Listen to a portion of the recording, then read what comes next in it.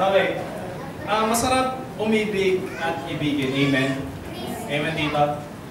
Tanungan muna tayo. Kasi may mga nagtatanong, sabi, ano bang mas masarap? Ang umibig o ibigin? Anong mas masarap daw? Tanong mo nga sa katabi mo, ano mas masarap para sa'yo?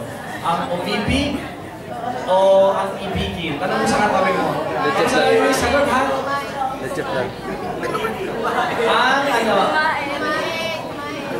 O sino dito, Sino dito nagsasabi mas masarap ang umibig? O, wala nagtaas. Sige. O, syempre doon kayo lahat sa pangalawa. O, sino dito nagsasabi mas masarap ang ibigin siya? Yung nakakatanggap ka ng pag-ibig. Wala pa rin, no? Sino dito wala talagang pakialam? Kahit anong itanong ko dito, wala kayong pakialam. Okay, so, somehow umibig na tayo. Sino dito nakaranas ng umibig? Kahit once nasa buhay na. Taas ako, parang nahihiya yung mga inibig ninyo, no? Taas, ako, umibig na rin ako. Okay. Okay. Baka ano kayo dyan? Kayo wala kayong inibig? Kayo, ha? Nasisikret, pero post kayo ng post sa Facebook, ha? Okay. Lahat tayo is nilikha ni God para talagang ibigin. Since then, nilikha tayo ni God para ibigin niya. Amen? Naniniwala kayo dyan? Alam mo ba na nilikha ka ni God para talagang ikaw yung maging object ng love niya? Amen? At ito sabi, sabi rin sa yung first verse natin, Genesis chapter 2 verse 18. Andyan yan. Ang sabi, the Lord God said, it is not good for the man to be alone. I will make a helper suitable for him. Ang sabi, the Lord God said, it is not good. So, nung nilikha tayo ng Diyos, no? Gusto niya tayong ibigin. Pero nung mga time na, na parang siguro mga ilang taon na lumipas, pagkatapos likhain ni God yung taon, nakita niya na may kulang pa sa tao eh. So, kailangan na may iibig din sa tao. Okay? So, nilikha niya si Eva. Okay? So, ibig sabihin, nilikha tayo para ibigin at umibig talaga. Amen? So, ganun talaga eh. Kaya lang kasi, ito pa sabi sa Romans chapter 14 verse 7, sige nga, buksan natin yung next slide. Sorry, for none of us lives for ourselves alone and none of us dies for ourselves alone. Ibig sabihin, ito yung kasabihan na no man is an island. Walang tao kaya mabuhay mag-isa. Totoo po, di ba? Kaya niyo po ba mabuhay mag-isa? Yung alam niyo, kahit wala kayong kasama sa buhay, yung pinanganak kayo, walang nagpalaki sa inyo, lumaki lang kayo ng kusa. Imposible, di po ba? Kaya importante na maintindihan natin na ang relasyon ay natural. Kasi we are wired for relationship talaga. Gustong-gusto natin kumo-connect, di ba? Kaya natawag natin madalas sa mga mas nakakatanda sa atin, kuya o ate. Hindi mo naman kaano-ano pero ang tawag mo is kuya, ate, o kaya tito, tita, lolo, lola, tama kasi gusto natin kumo-connect. Amen po ba? Kaya importante na maintindihan natin na sa bawat relasyon, importante na maranasan mo na umibig at ibigin. And kaya lang, problema is, paano kapag when love hurts? Sino dito nasaktan ka na? Asa na ba yun? Aray! When love hurts, anong gagawin ko kapag ka nasaktan na ako? Kasi talaga kasama yan kapag ikaw umiibig ka at iniibig ka, hindi maiiwasan na ikaw ay masaktan at makasakit. Kasi kasama talaga yun given yun Walang relasyon ang walang, kumbaga napaka-perfecto na kung saan talagang hindi sila nagkatampuhan. Walang ganyang relasyon. Meron ba yung kakilalang ganyan? Mag-asawa, magkaibigan, kahit kailan hindi sila nag-away, kahit kailan walang tampuhan. Meron po kayong kakilalang ganyan? Pakilala niyo po kami para at least makahingi tayo ng advice. Kasi ang ganda ng relationship nila no? Walang alitan. Lahat okay, everyday okay. Parang yakol, di ba? Di ba? So, importante, when love hurts, ano ang gagawin ko? Handa na kayong malaman kapag ako'y nasaktan na. Ito yung applicable sa lahat ng relasyon, no po? Sa lahat ng relasyon. Relasyon na allowed ng Diyos. Kasi may mga relasyon na hindi allowed si God. Okay? Amen po ba? So, kaya ito, paliwanag ko lang po para at least matanggalan natin ito sa ating pag-uusap. Pag sinabing relasyon, may mga relasyon na hindi allowed si God. Alam niyo yan kung ano.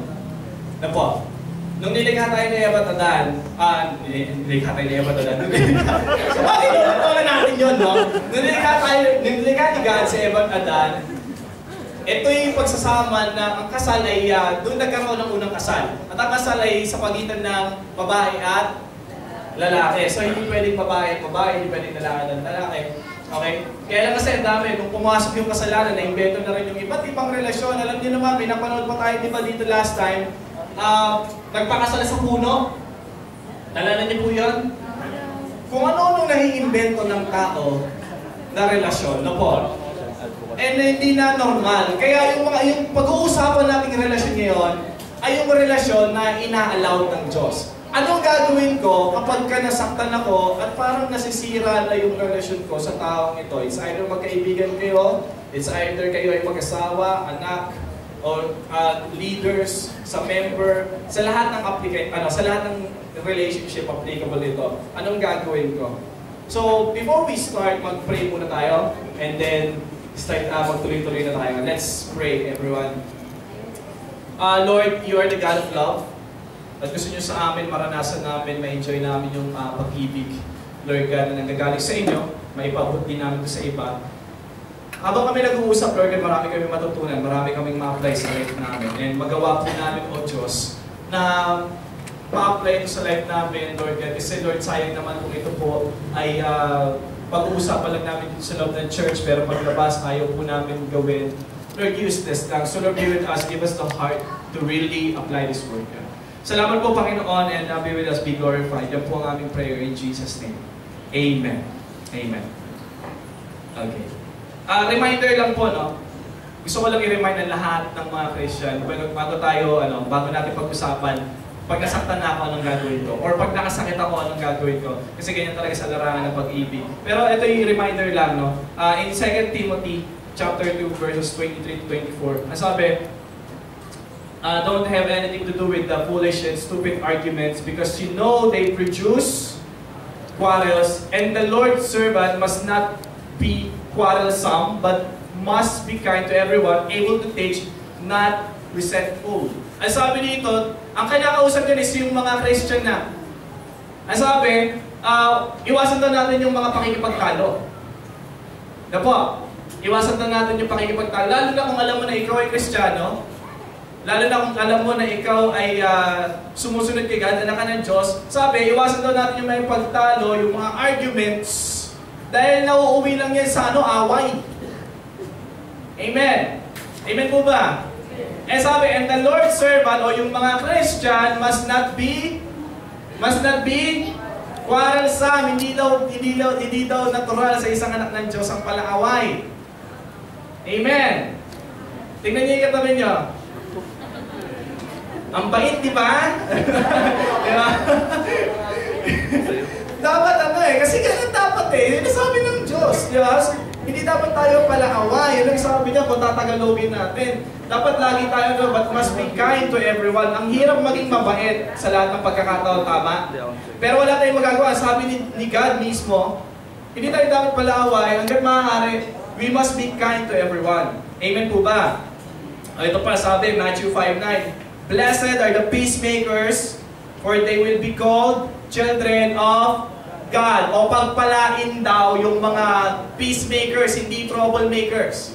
Okay? Dahil ang kabaligtaran ng peacemaker ay troublemaker. Ikaw yung laging pasimuno ng mga gulo, ng mga away, ganyan. Imbis na maging referee ka, taga-awat, ikaw yung nagsasabong. Di ba? O ano ka, pula sa puti, ano ka, meron o wala. O ka na, magsabong na kayo, let's get it on. Di ba? Hindi ganon. Nasabi ni God, pagpalain daw yung mga tao na nag-work out for peace. Amen. O sabihin sa katabi, pagpalain daw tayo, mga peacemakers. Okay. Mamaya pagpapatuloy natin yan kasi dyan tayo mag-uusap sa huli. Okay. Conflict is reality. Conflict is reality. Yung hindi pagkakasundo, realidad po yan. Realidad po, totoo po yan. Sa bawat relasyon, laging talagang may mga alitan. Naniniwala po ba kayo doon? Balik tayo sa nung school days natin, no? Alam niyo yung friction? Sino dito nakakaalam ng word ng friction? Okay. Pag friction, ibig sabihin, may dalawang magkadikit na bagay na papunta sa magkaibang direksyon. Tama? Tama po ba? Kasi ganito kasi kahit na yan ay magkadikit, kung sila ay papunta ng sabay sa parehas na direksyon, yung walang friction. Tama po ba? So ibig sabihin, kaya yung nagkaka-friction kasi magkadikit na, papunta pa sa magkaibang direksyon. So nagkakaroon ng initan, tistisan. Tama po ba? Ganun din sa relasyon. Sa bawat relasyon, the more we get closer to each other, the more the friction. Kaya napapansin niyo, the more na nagkakakilala kayo, the more na nakikita niyo yung kanyang ano ba yan? Gandong pala yan noon, hindi ko nakikita yan Pero the more na nagkakalapit kayo, the more na nalalaman mo na, ganito palang ginagawa niya kapag siya lang mag-isa, ha? May mga ganon. So the more na nakikita mo yung totoong siya, kasi kapag hindi kayo magkakakilala, yung alam mo, kakilala mo na siya sa pangalan, hindi mo pa alam yung mga niya, yung mga ugali niya. Pero the more na nagkakalapit kayo, the more na nakikita mo, so the more na nabibuild up yung pagkainis mo. Amen. Totoo po yan, di ba? So, ito, sasabihin ko sa inyo po. Kung gusto niyo naman, yung gusto niyo maiwasan yung away-away na ganyan, ito sasabihin ko sa inyo, magsilayo kayo sa bawat isa. Pero ito sasabihin ko rin sa inyo, mag-isa kayo. Wala kayong kasama. Mababawasan yung mga kaibigan nyo. Malungkot mag-isa. Malungkot mag-isa. Sabihin mo sa katabi mo, malungkot mag-isa. Kalabitin mo, malungkot mag-isa. Kasi gusto natin gusto ko ng kapayapaan, gusto ko walang gulo. Mabubuhay tayo sa halusinasyon.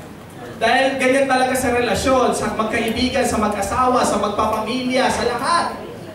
The more you get closer to each other, ganun talaga.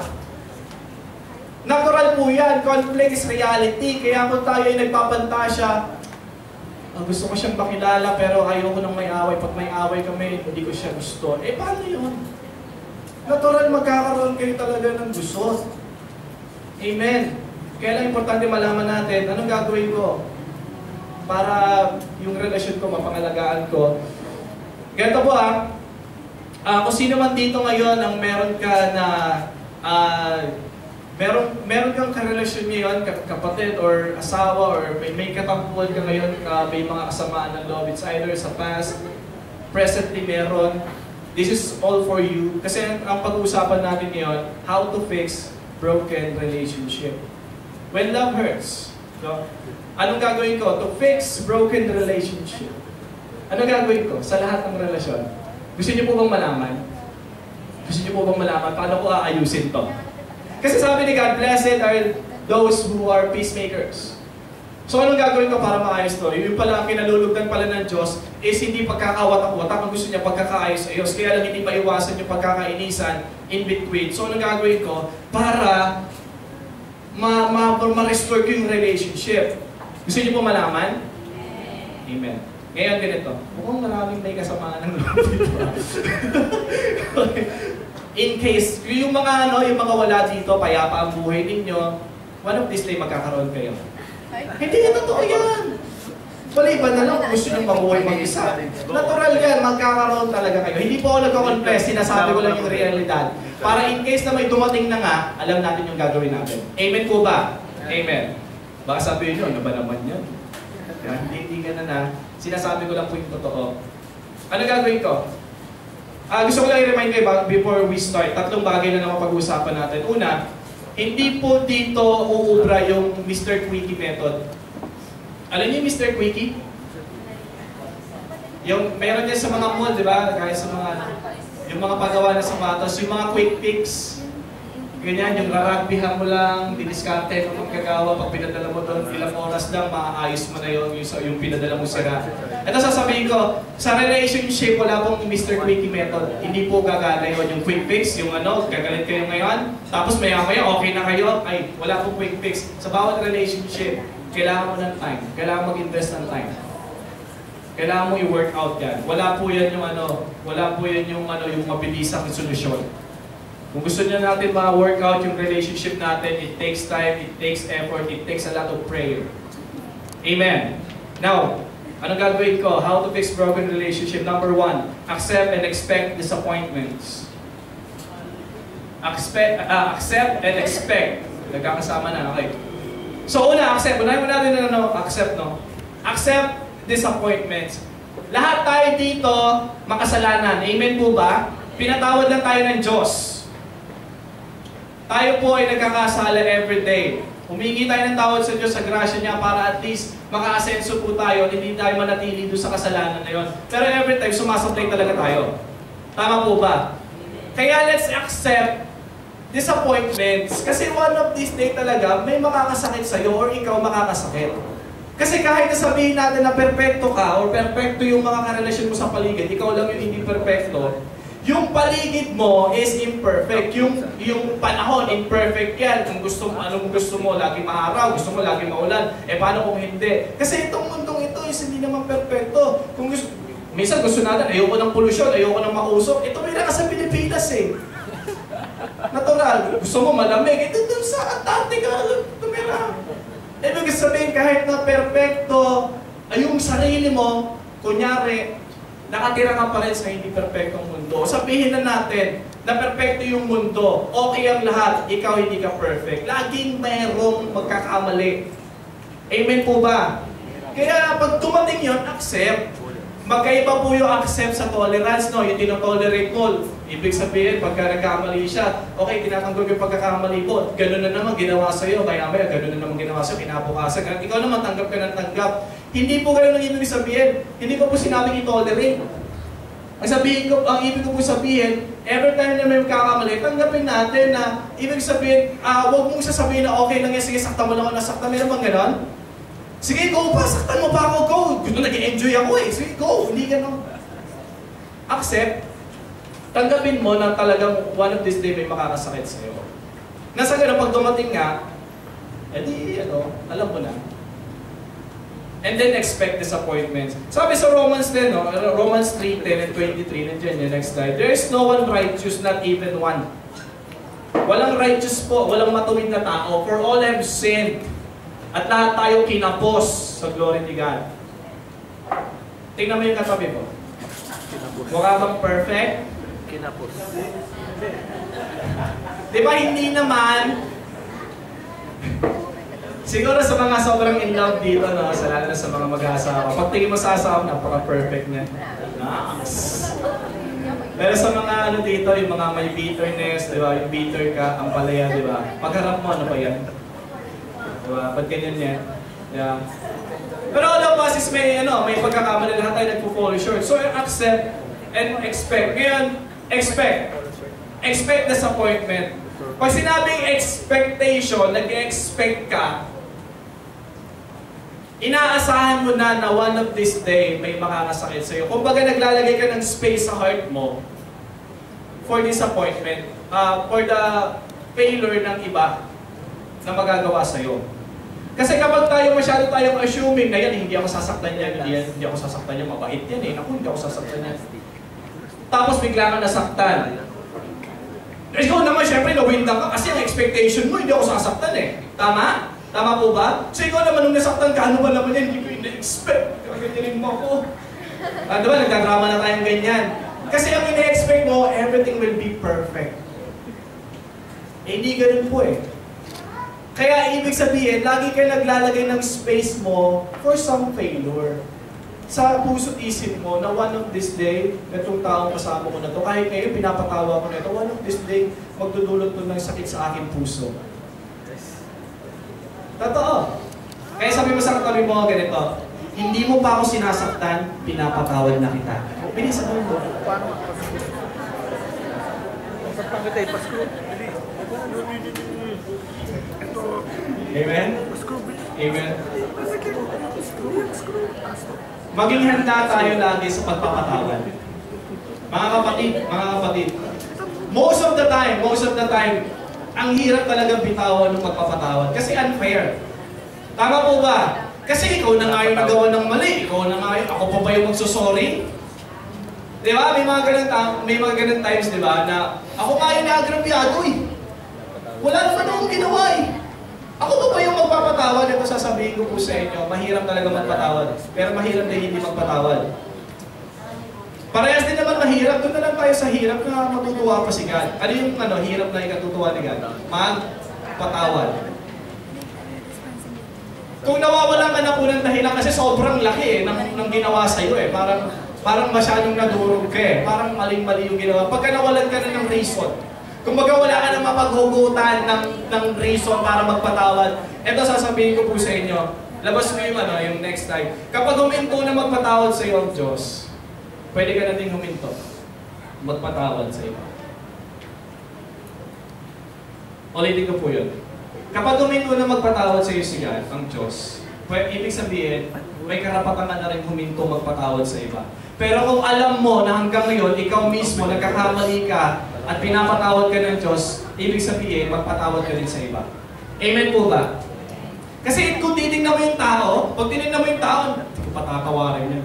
Pagbabayaraw isang araw, luluhod ka. May mga ganyan tayo, no? Pero sa puso lang natin. Pero kapag kaharap mo, uy, kamusta? Pero sa likod naman mo, sisipain. Malis ka dito. Di ba ganyan? Pero sa pagkakaharap mo, di ba, kamusta ka na, kumain ka na ba? Sa harap. Pero sa likod ng isip mo, di ba? Ba't ba nandito to? Di ba? Nandito yan, ha? Ganun eh. Pagka nawawala ka na ng reason para magpatawad, ang hugot mo lagi sa Lord. Hanggang hindi tumitigil si God magpatawad sa iyo, huwag ka rin titigil magpatawad sa iyo. Amen? Paano yan kung nakaabuso na ako? Ganito po.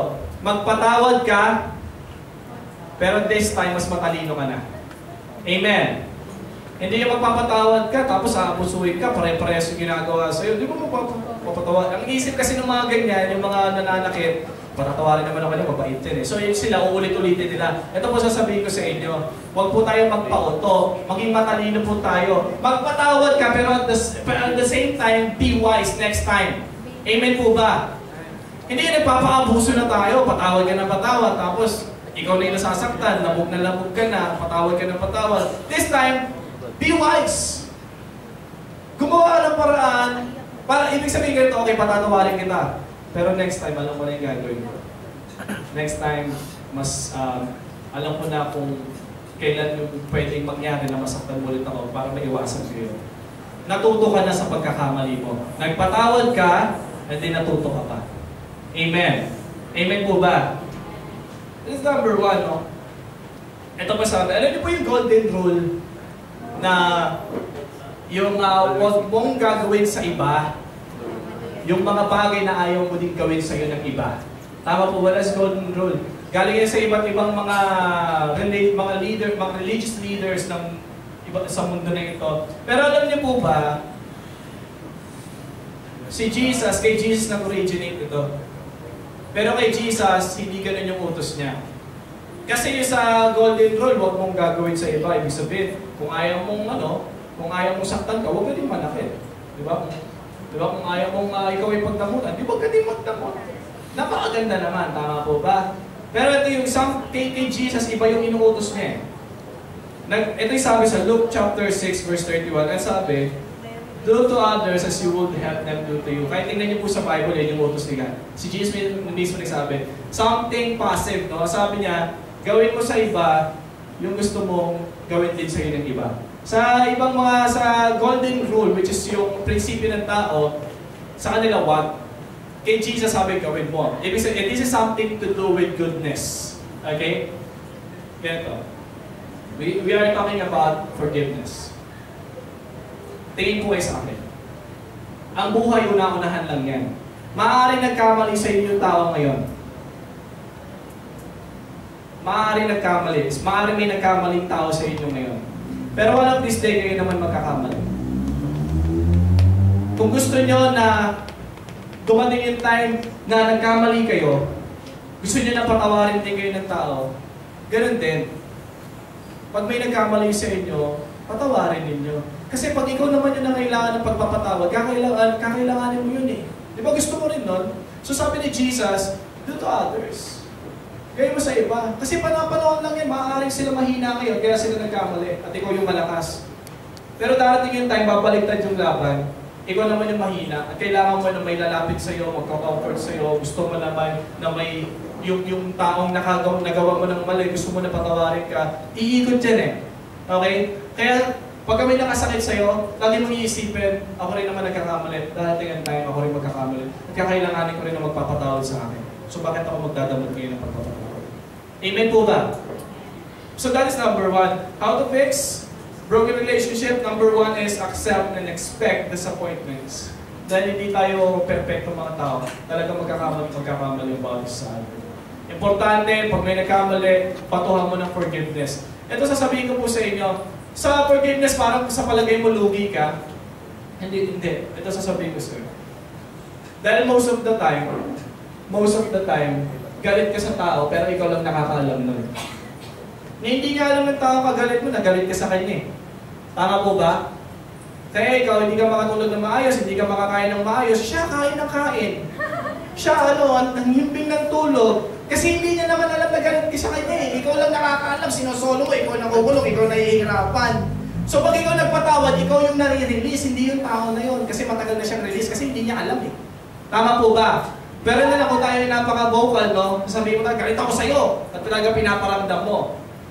No po? Pero dahil minsan tayo mga Pilipino, mahihayin tayo. Kapag may samaan ng loob, kinikimkim mo na lang. Tama? Kaya most of the time, maligayang yung taong kagalit mo sa paligid mo. And then ikaw naman, bitter na bitter ka. Kasi siya nagsasayo, tawa-tawa ka pa dyan, akala mo. Diba ganyan? Pabulong-bulong ka. Kasi kinikimkim mo yung galit. Kaya pag ikaw nagpatawad, hindi naman sila yung lalaya, ikaw. Kasi sabi ni God, no? Matthew 6:14, magpatawad ka kasi pag hindi ka nagpatawad, hindi ka rin patatawarin ni God. Alam niyo po yan sa Matthew 6:14, di ba? Sinabi ni God. Pero pag nagpatawad ka, patatawarin ka rin ng Diyos. Yun ay sabi niya. Amen. Amen po ba? Mukhang mahina na ang amen natin Mukhang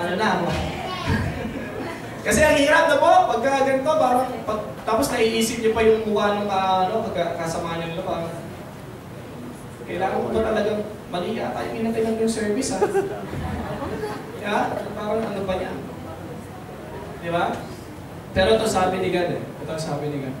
Number 2, how to fix broken relationship? Attack the problem, not the person. Ito yung number 2. Attack the problem and not the person. May kasama ka ng loob. Meron kang katampuhan. May nakagawa sa'yo na hindi tama. Okay? Ang minsang solusyon natin sa ganyan, minsan you attack the person, not the problem. May personalan na Pakita ko sa inyo yung verse. Sabi niya sa verse sa Proverbs 15:1, sabi, a gentle answer turns away wrath, but a harsh word stirs up anger. Kapag tayo daw, mabilis tayo magbitaw ng salita, lalo na kapag galit ka, bilis mo talagang bilis mo magbitaw ng salita. Ganyan talaga pag galit tumatalino tayo sa grammar, sa English. Pag galit, todo yung English, may mga kakilala ko. Pag normal na, niya lang, hindi siya galit, normal na araw, hirap na hirap sa grammar sa English. Hindi nga nag-English, pero kapag pag galit, how dare you? Diba? How can you break my heart? Bigla nag-English. Tumatalino bigla po. Bigla maayos yung mga grammar niya, yung mga adjective, nagkakasundo, yung mga present and past tense, nagkakasundo yan. Pero kapag pag normal na araw, what is my name? Mga ganun, how are you? Where are you from? May mga ganun, para saan ka nang galing? Siyempre. Pero tatanong niya kasi dumating, di ba? Nung dumating dapat ang tatanong niya is, saan ka galing ngayon sa kapupunta? Pero tanong niya, saan ka, parang pinanganak ka parang sino lumikha sa'yo? Parang ganun yung something na ganun pa. Nagkakagulo-gulo. Ang problema ganito, lalo na sa mag-asawa, marami kasi akong mga napapanood sa TV na ganyan, which is reality nangyayari. Kapag halimbawa si Mrs. hindi masarap yung luto, adobo, pero sobrang asim. Pagdating doon, tinikman ng Mr. Bakit ang asim neto? Ang laki kasi ng butas ng ilong mo Diba? Anong kinalaman nun sa usapan? Anong problema? Yung butas ba ng ilong, yung lasa? Yung totoo. Diba? Ganyan ang problema sa marami sa atin. Every time na may conflict, may pag-aaway, may pagtatalo, ang inaatake mo yung mismong tao, hindi yung problema. Pinipersonal mo. Tama? Tama? Ganun eh. May nagawa sa'yo. Kanya ka naman kasi ugali mong sama-sama. Hindi naman kasi, hindi naman yung problema. May nag-exist na problema, may mga pagkakamali, pero hindi huwag mo na tirahin yung tao kasi minsan, lalo lumalala eh. Tama po ba? Personalan eh. Di ba? Diba, bumili ng gamit na ganyan, bibili ng gamit. Bakit mali ng gamit na to? Palipasan, hindi ka nag-aaral eh. Di ba? Tama? Uy, grabe. Oh, totoo. Biglang pupunta sa past 20 years ago. Eh, yung present na problem, tinalikuran mo, tapos tinignan mo yung 20 years ago na hindi siya nakapag-aral. Di ba? Totoo, di ba? Personalan eh. Yun ang problema sa atin, minsan. Kaya hindi nasusolusyonan yung problema kasi inaatake mo yung tao, hindi yung problema. Every time na may conflict, para maayos yan, alamin nyo, ano ba problema? Paano masusolusyonan? Hindi yung pepersonalin mo yung tao. Ang itim-itim mo kasi. Kaya ganyan ang ugali mo. Yung kulay mo kasi itim ng ugali mo. May mga ganyan pa tayo. Ano ba naman yung kulay na yan, di ba? Walang kinalaman yan eh. Tama. Good. Di ba? Totoo, alamin natin yung problema at yung solusyon. Hindi yung hindi yung personalin mo yung tao. Hindi matatapos yan eh. Amen? Yung iba pa, ganyan, ganito yung ginagawa kapag may pagtatalo na ganyan.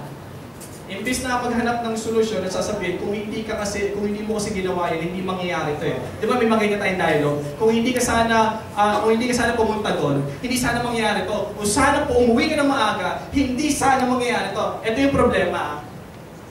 Nangyari na eh, tama? Nangyari na.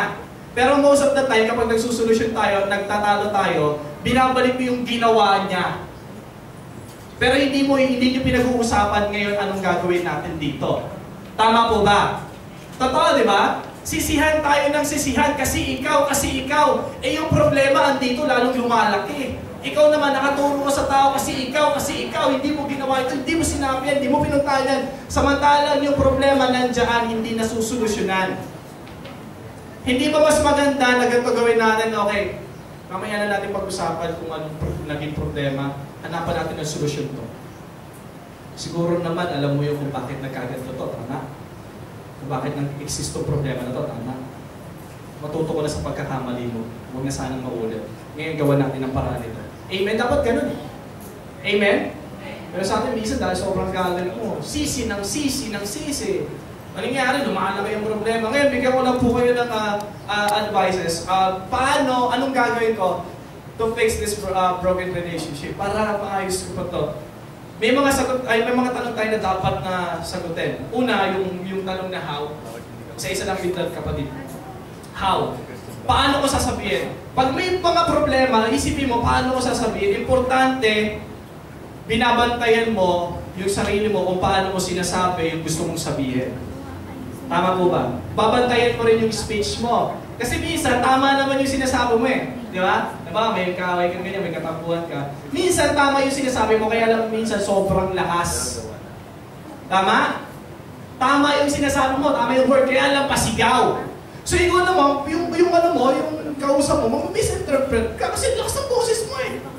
Kala niya tuloy, galit ka. Tama po ba? Yung iba naman, sobrang hina.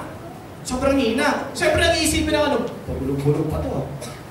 Parang may sinasabi itong hindi ko alam Parang may kinakausap itong hindi ko nakikita. Di ba ganyan? So kapag ikaw magsasabi ka, gusto mong solusyonan yung problema, gusto mong ayusin, sagutin mo to, paano ko sasabihin? Anong mga words yung pipiliin ko? Kasi importante yung bawat salita na yun yung bibitawan. Kasi it's either yan ay lalong makadagdag sa problema o makapagbigay ng solusyon. Kaya binabantayan dapat, pati yung tono ng boses. Amen po ba? Amen po ba? Amen. And then meron pa, when? Kailan ko ba dapat kausapin itong taong ito? Kailan dapat? Importante yung timing. Kapag tayo po ay magbibigay ng solusyon, gusto natin ayusin yung mga relationship, dahil relationship yan, sensitive. Kaya importante yung timing. Huwag mo siyang kakausapin kung bagong gising. Parang awan nyo na. mag-aaway talaga kayo. Siyempre, bagong gising, lalo na kung galing niya sa trabaho, gigisingin mo, may gusto tayo, pag-usapan tayo. Ikatutulog pa lang eh. Siyempre, pagkalit niya, pagbangon niya, ano ka ba naman, natutulog, away na naman niya. Importante yung timing. Amen. O sabi mo sa katabi mo, tumiming ka kasi. Amen? Huwag yung stress siya, yung pagdating niya, stress siya, may problema kayo. Siyempre, stress yan eh. Ang tamang timing is pag nakikita mo na pwede na siya kausapin, yung nakangiti na siya, gusto mo, libre mo muna eh. Na, pagka nakakain na siya, kasi pag may laman na yung tiyan niyan, medyo okay na yan eh. Di ba? So ano mo na? Di ba? Ganyan. Meron akong dala sa yung pasalubong. Cake. Paborito mo yan, di ba? Tapos maya, pag nakakain na siya, unang subo niya, sabihin mo na yung problema, sabihin mo, mapuputulan na tayo ng kuryente. O syempre, nakasubo na yun. Nabinubukan ka. Hindi ka makakasalita. Ang ibig ko sabihin, tumiming. Amen. Importante yung timing. Huwag kang pasok ka ng pasok, kaya mali yung pasok mo. Di ba? Maganda naman yung intention mo na gusto mo maayos yung tapuan ninyo, yung relationship. Kaya lang, pag mali yung timing mo, makakasama lalo yan. Amen. O, importante yung timing. Ano pa? Where? Sagutin natin yung where. Importante rin yung lugar. Hindi lang yan kahit saan. Hindi porke tama yung motibo mo at tama naman yung kagustuhan mo na maayos yung relationship kung saan-saan mo lang siya kakausapin. Hindi ganon. Importante yung privacy. Pakisabi nga, privacy. Pagka may problema po, kausapin mo yung tao, pwede ka pa makausap. Punta tayo dito. Makdulan tayo dalawa. May sasabihin lang ako. Dalayin mo sa lugar na kayo lang yung nakakakilala sa bawat isa o ibig sabihin malayo sa maraming tao. Kasi most of the time, kapag gusto mong solusyonan yung problema, sa harap ng maraming tao. Di ba? Diba, may problema kayo, may tampuhan, maraming tao. Pag-uusap, alam mo, kahit na sama ng ugali mo, kahit na, may nakakarinig. Di ba? Kahit na, alam mo, kahit ganyan yung lakas-lakas lagi ng boss mo, lagi kang galit, kahit laging nakakunod yung noong mo, pinapatawad na kita. So yung mga tao ngayon sa paligid, wala namang kinalaman doon sa problema nyo. Sila masama pala ugali ng tao na yan. So anong nangyayari, sinisira mo without your knowing, sinisiraan mo yung tao sa harap ng maraming tao, well in fact, hindi yun yung intention mo. Ang gusto mo is magpatawad, ayusin yung relasyon, tama. Kaya lang lalong lumalaki. Pinatawad niya, nagkaayos nga kayo. Iba naman yung katalo niya, iba naman yung katampuhan niya, mas dumami. Ay, narinig yung problema niya eh. So kapag importante, kapag nag-aayos ng relasyon, kausapin mo ng personal, one-on-one lang. Amen ba? Amen ba? Huwag yung mapusok tayo masyado, yung talagang gusto ko na itong maayos. Kaya sasabihin ko pagka may party, imamic ko yan. Wow! Pinapatawad na kita kahit na kinuha mo yung toothbrush ko. Hindi mo na binalik, pero pinapatawad na kita. Wala ka kasi pambili ng toothbrush. Naiintindihan ko yun. O ano nangyari? Narinig ng mga tao. Pinatawad ka nga na parang gano'n. Pues, tingnan mo yung tingnan mo yung tingin ng tao na yung doon sa pinakausap. Siguro nakadistansya na yung mga yan. Siguro mga ilang hakbang. Sabihin ko, may nangyari. Pinahiya mo yung tao. Tama po ba? Amen. So, ingatan natin yun. And what? Ano pa? Ano ang dapat sabihin? Go to the solution. Importante na pag ikaw ay pupunta na doon sa iyong kaalitan o katampuhan na tayo sa iyong relasyon, huwag nang paligoy-ligoy. Go to the solution agad. Amen. Wala nang halong-hatan. Tama? Wala na yung wala na yung gano'n. Sabihin mo na agad, alam mo, nasaktan ako, nasaktan din kita, di ba, ayusin natin ito. Ganun na agad, huwag na yung alam mo kasi, hindi ko naman talaga gustong pumunta dito eh. Gano'n, paligoy-ligoy ka, but just go to the solution. Amen po ba? Diretso na, kasi kausap mo na nga privately eh. So, go to the solution. Amen. Patahimik na kayo. Amen po ba? Amen. And then why? Bakit ka makikipag-usap? Yung motibo mo dapat ayusin. Kaya every time, ito po sasabihin ko sa inyo, bago kayo humarap sa tao, humarap muna kayo sa Diyos. Kasi bago nyo ayusin yan, yung relasyon nyo sa tao, kailangan relasyon nyo muna sa Diyos. Kasi humingi ka ng tawad kasi nagtanim ka ng sama ng loob. Humarap ka muna sa Diyos bago sa tao. Bago nyo ayusin yan, bago mo i-pursue yung pag-aayos ng relationship. Humingi ka muna ng tawad sa Lord, humingi ka ng kalakasan, humingi ka ng wisdom, kung ano dapat gawin, humarap ka muna sa Diyos. Para sa ganun, pagharap mo sa tao, maayos yung motibo mo. Amen po ba? Amen po ba? Amen. And learn to listen. Matuto po tayo makinig. Pakinggan po natin. Mga kapatid, tingin po kayo sa akin, matuto tayo makinig. Huwag po tayo yung pagdating mo doon, ikaw yung nag-umpisa, ikaw din yung nag-ending. Hindi mo siya pinagsalita. No. Ikaw lahat, detalyado, sinabi mo lahat. Ano, ganito, ganyan, bye, thank you sa pagpapatawag mo, pinapatawag na kita, bye. Hindi mo lang pinagsalita eh. Matutong makinig. Amen po ba? O sabihin mo sa katabi, matutong makinig. Matutong makinig. Amen, matutong makinig. Tingnan mo rin kung ano yung point of view niya. Amen. Amen po ba? Kasi kung ikaw may reason ka kung bakit ka nagkalit, meron din siyang reason. So pakikinggan mo ngayon kung saan ano yung pinaguhugutan niya. Bakit hindi niya ako pinapansin? Lalo na sa mag-aasawa dito. Alamin mo kung bakit siya hindi ka nagpapansin, buong araw hindi ka pinansin. Yung pala, pinaguhugutan niya, bagong gupit siya, hindi mo man lang binati. So ang nangyari, buong araw hindi ka pinansin. Ikaw naman, nagtatapos, hindi ako pinagkakausap na ito. Tapos nung umarap ka, hindi ko alam kung anong problema mo Huwag ka magsalita. Hindi ko alam kung anong problema, pero hindi dapat ganito sa bahay na to. Dapat nag-uusap tayo, di ba? Nag-uusap na, pero ikaw lang yung nagsasalita. Hindi mo man lang sinatin, kung ano bang reason mo? Sige, anong reason? Sasabihin niya, wala ka lang ba pansin? Ano si ikot ko na yung ulo ko sa'yo, mapansin mo lang yung buhok yung bagong lupit, hindi mo lang napansin.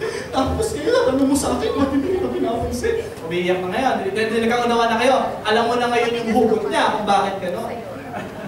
Diba? Mas mauunawaan mo ngayon. Mas alam mo ngayon yung mga bagay na hindi mo na uulitin the next time. Tama? Lagi mo siyang papansinin. Pag may bago, papansinin mo. Kahit bagong gupit lang yan ng kuko, papansinin mo. Oh, ganda ng kuko mo. Bagong gupit yan. Oo, ganda. Diba? Kasi ganyan ganyan talaga. Kahit sa relasyon, diba? Kahit magkakaibigan, ganyan talaga pansinin. Amen po ba? Matutong makinig. Amen po ba? And last but not the least. Okay, meron na tayong dalawa po, no?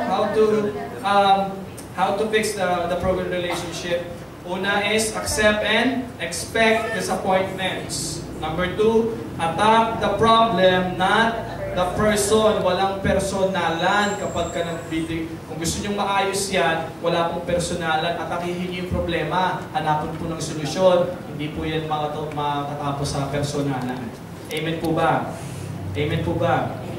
Amen. And lastly, focus on relationships, not in differences. Ito po sasabihin ko sa inyo, kahit ano pang problema, kahit ano pang naging problema ninyo, gaano man yan kalaki, importante pa rin yung relasyon. Kasi madalas, kaya naman tayo naiinis, nagagalit, nagtatampo. Kasi hindi mo matanggap na iba siya sa'yo. Lagi tayong nakatingin sa pagkakaiba-iba. Kaya kapag hindi niya nagawa yung gusto mo dahil iba yung gusto niya, ang nangyayari po, naiinis ka, nagagalit ka. Mga kapatid, tayo po talaga ay iba-iba. God wants unity, not uniformity. Pag sinabing unity, kahit iba-iba tayo, nagkakasundo tayo. Hindi uniformity. Pag sinabing uniformity, kaya naman kasi kayo nagkakasundo kasi pare-parehas kayo.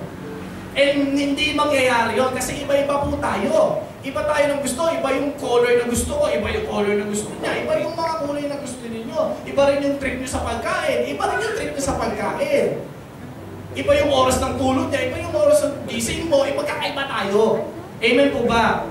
Amen po ba? Amen? Amen.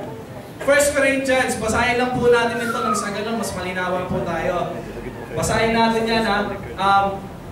Even so, the body is not made up of one part but of many.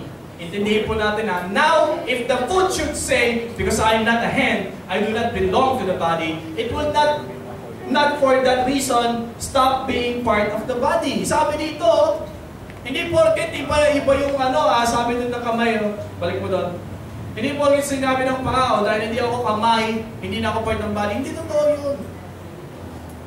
Next, basahin po natin. Next. And if the ear should say, because I am not an eye, I do not belong to the body, it will not for that reason stop being part of the body. If the whole body were an eye, where would be the sense of hearing be? If the whole body were an ear, where would be the sense of smell be?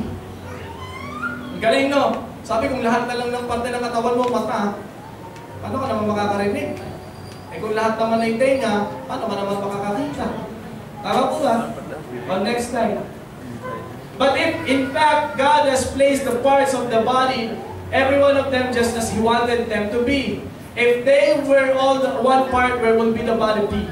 As it is, there are many parts but one body. Diyan lang muna tayo. Hindi na natin tutuloy. Ito po gusto sabihin ng verses na to. Imagine niyo,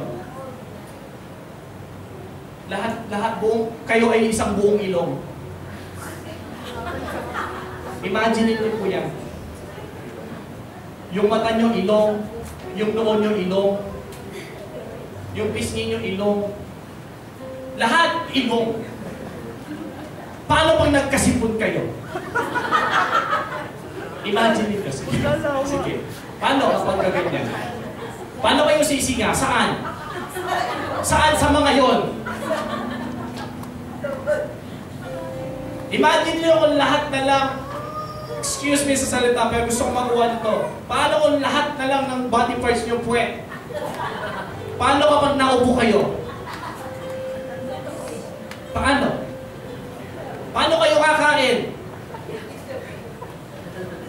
Paano kayo makikipag-usap?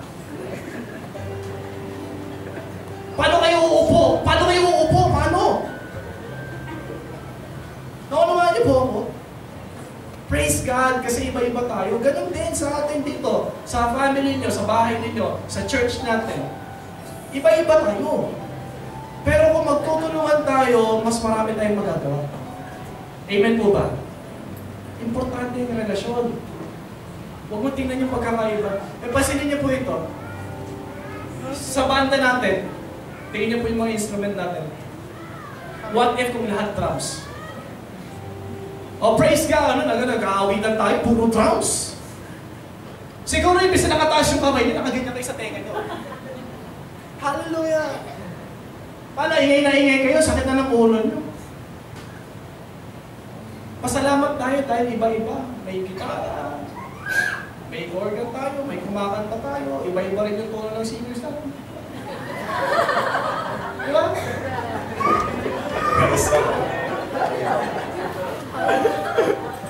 Hindi kasi tayo perfect. Amen. Praise God. Dahil iba-iba tayo. Kasi kahit na iba-iba yung naririnig natin, every time na praise and worship tayo, nagpupuri pa rin tayo, mahalaga Diyos ang inaawitan. Amen. Kahit wala sa tonos, si God ang pinunta ko, hindi yung singer. Amen? Amen? Yan dapat yung heart natin eh. Alam mo namang sisirain mo yung relasyon mo sa mga kapatid mo sa Panginoon dahil, ay ako dyan sa church na yan, paano yung song leader? Ganyan, may problema ganyan. Ayoko na dyan. Sinira mo yung relasyon dahil lang iba siya sa'yo, iba hindi niya nagawa yung gusto mo. Gano'n na, iwahiwalay na tayo. Kapag hinanapan mo ng pagkakaiba, yung reason mo para magalit ka, hanap ka ng hanap ng pagkakaiba, hindi ka mauubusan. Kasi naiba talaga kayo. Magkakaiba talaga kayo. Nakanawaan niyo po ako. And praise God, dahil kahit iba-iba tayo, may isang Diyos na nagbubuklod sa atin. At mas sweet yun. Kasi kahit na alam mo, kahit iba kayo sa akin, dahil sa Diyos natin, iba rin ako sa inyo, pero dahil sa Diyos natin, agree ako sa inyo. Kahit iba yung gusto ko, dahil, alam mo yun, nakikita ko na mas tama yung idea mo, sunod ako dyan. Amen? Amen po ba? Amen. Mas importante yung relasyon. And as I end, ulitin ko po yung Matthew 5 verse 9, then we will end. Matthew 5 verse 9. Blessed are the peacemakers, for they will be called children of God. And gusto ko maisip niyo po ito. May dalawang word po dyan na may kaugnayan sa pagiging peacemakers. Kapag ikaw daw ay peacemakers, o lagi mong, ang gusto mo lagi is maayos to, mapayapa to, ayoko nang may pagkakatalon na loob, ayusin natin to agad. Kapag ganyan daw lagi yung aim mo, gusto mo laging ayusin yung mga nakikita mo na pagkakagalit, tapuhan. May dalawang bagay dyan na gusto kong mapansin ninyo sa ganyang kaikling verse. Una, blessed are you. Kung gusto ng blessing sa buhay, kung gusto niyo po ng blessing sa buhay, maging peacemaker po kayo. Kasi ang hirap nating pagpalain kapag ang sama-sama ng loob mo. Kapag ang bigat-bigat ng loob mo. Ang hirap nating pagpalain. Kahit saan ka umanap ng pagpapala, hindi ka mapagpala. Bakit? Kasi may bitterness ka eh. Paano i-bless ni God yung heart mo kung punong-puno yan ng galit? Ang ganda naman ng gising mo. Ang ganda naman ng umaga. Okay naman, wala naman kayong problema. Kaya lang, gagalit mo yung kasamahan mo sa bahay. Paglabas mo ng bato, nakita mo siya, sumama yung araw mo. Sino bang talo? Di ba ikaw, sirang-sira yung araw mo? Ibig sabihin, if you want to be blessed, maging peacemaker tayo. Gawin mo lahat ng paraan hanggat maaari. Kahit na parang sa tingin mo, parang mapapahiya ako. Gawin mo alang-alang sa relasyon. Una sa relasyon mo sa Diyos, pangalawa sa relasyon mo sa kapwa. Dahil sabi ni God, blessed are you. Pagpalain yung mga peacemaker. Amen? Pangalawa ito yung challenge ko. Blessed are the peacemakers, for they will be called children of God. Now, if you are a troublemaker, children of God ka ba? As simple as that. Kung hindi ka peacemaker, troublemaker pa tayo. Ayaw natin makipagkasundo. Ayaw mo. Ayaw ko, nainis ako sa tao na yan. Hindi na. Di bali na. Marami pa dyan iba. Marami pa akong makikita dyan na mas mabuting kaibigan kaysa sa kanya. Kapag ganyan. Ano sasabihin ko sa inyo? Blessed are those who are peacemakers, for they will be called children of God. Balik na rin natin yan. Curse are the troublemakers, for they will be called children of God. Nakuha niyo po. If you really are a child of God and you are saying you're a follower of Jesus, you're a believer, you're a Christian, I love God, then be a peacemaker. Dahil yun talaga ang dapat ginagawa natin. Amen po ba? Amen. Let's all stand up and then we will pray. Tayo po tayo.